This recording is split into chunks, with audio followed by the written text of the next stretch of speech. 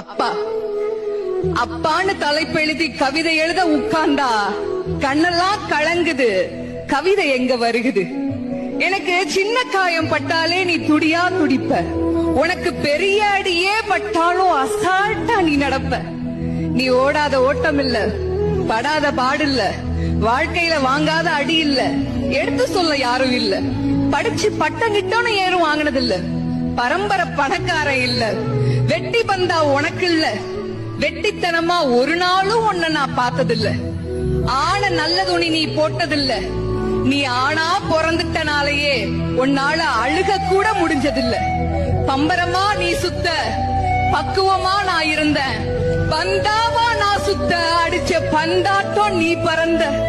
பத்திரமா என பாத்துக்க, படாத பாடு நீ பட்ட.